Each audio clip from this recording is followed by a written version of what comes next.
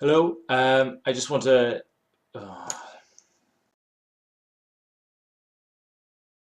Hi, this is the second video from the Rambling Welshman. After watching my first video, some of you had some questions. Why do I even bother? Why am I making videos like this? And I think the first answer to that is that I enjoy it. I really enjoy arguing. The second thing is that I just enjoy making people think.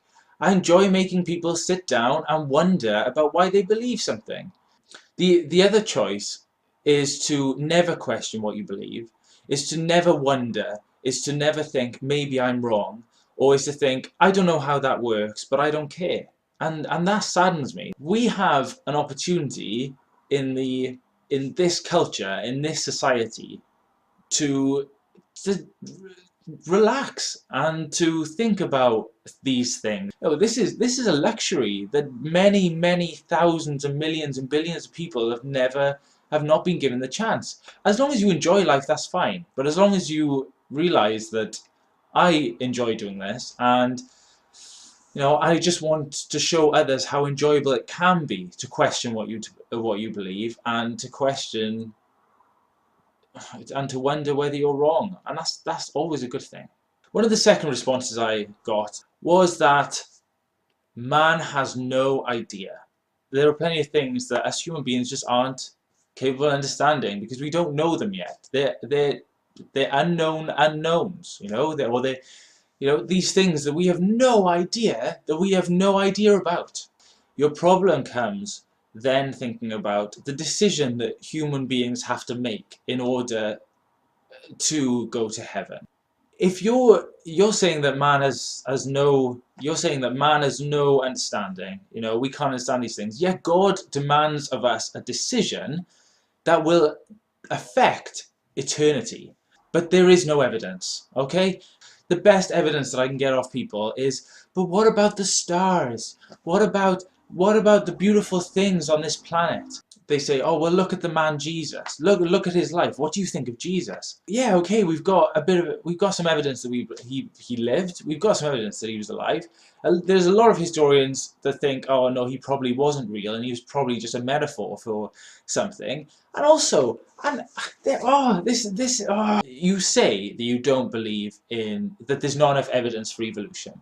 You say, I've got a belief, I've got something that I think is sound and true, and I'm going to filter all the facts that I see through this. And if the facts that I see don't fit in with my original idea, I'm just going to sideline it and put it slightly out of the way. Now, humans are, we're good at doing stuff like that as human beings. Um, we're good at looking for the facts that fit with our own wants and desires. But then, so you put so much weight on, right, we want the evidence for evolution. And countless times I've said, just look at the Wikipedia page, right? It's no big deal, right?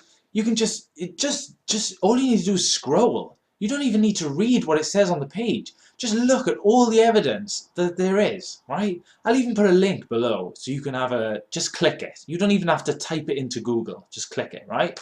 And yet when you go and look for the evidence that David existed, the evidence that the stories in the Old Testament are true, you will find it difficult to find evidence for any of those.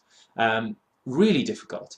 David, one of the greatest kings in the Old Testament, we have one or two little records, not of his name, but of the house of David, which might not even be David. We might have even translated it wrong. One of the verses that was pointed out then was one of the verses that I really learned to hate. Basically, he just says something along the lines of, who are you, O man, to tell me what to do? Who are you?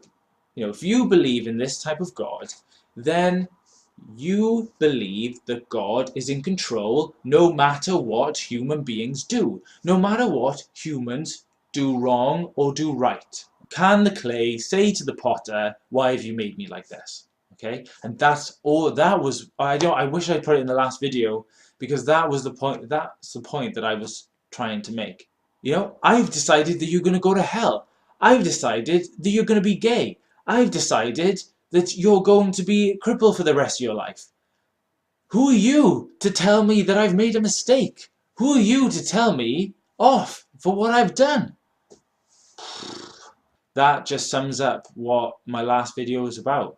A God who makes us the way we are, and then punishes them for it, even though he gave them the perfect environment and the perfect nature to bring about those responses from them.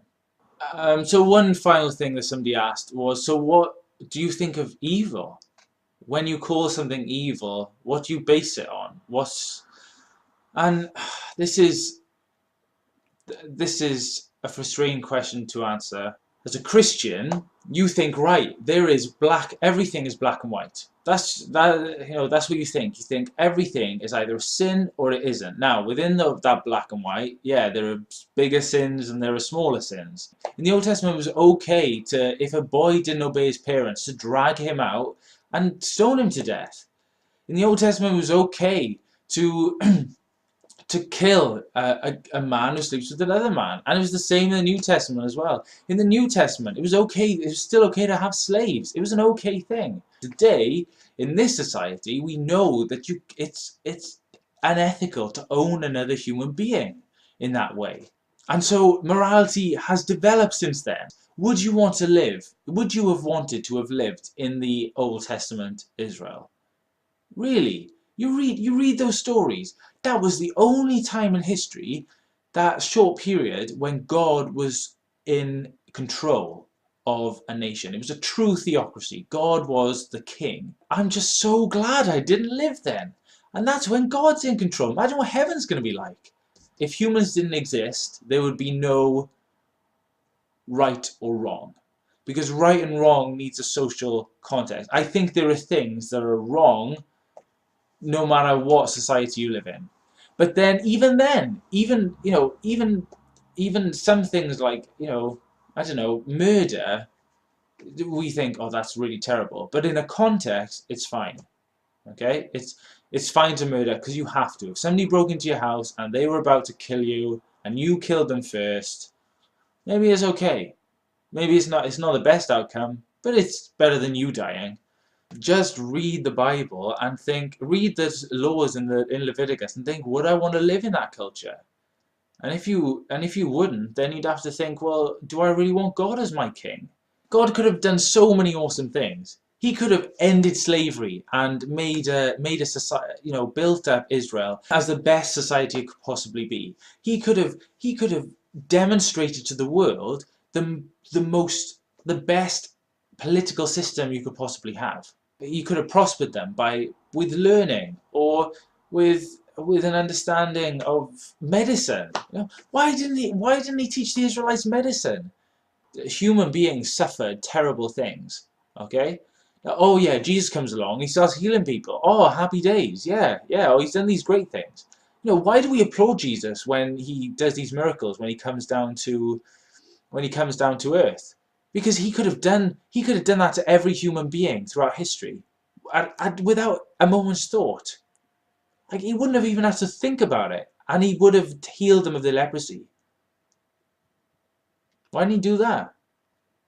And then for those Christians who believe that homosexuality is wrong, okay, why does God allow people to be born that way? If it's a mixture of nature and nurture, why does God allow those people to be brought up in that specific way and then tell them that they're evil and that they're going to go to hell for their sin and that they can't be that way? Imagine you in their shoes being told that you have to live a life of celibacy because being straight is wrong. Can you imagine a world where being straight was wrong and you had to spend your life, with all those beautiful desires in you to want to have intimate relations with another person and being told, no, you can't, because it's against a book that was written 4,000, 5,000, 6,000 years ago. Rant over. So thanks again for watching this video, and let me know if you want to hear more.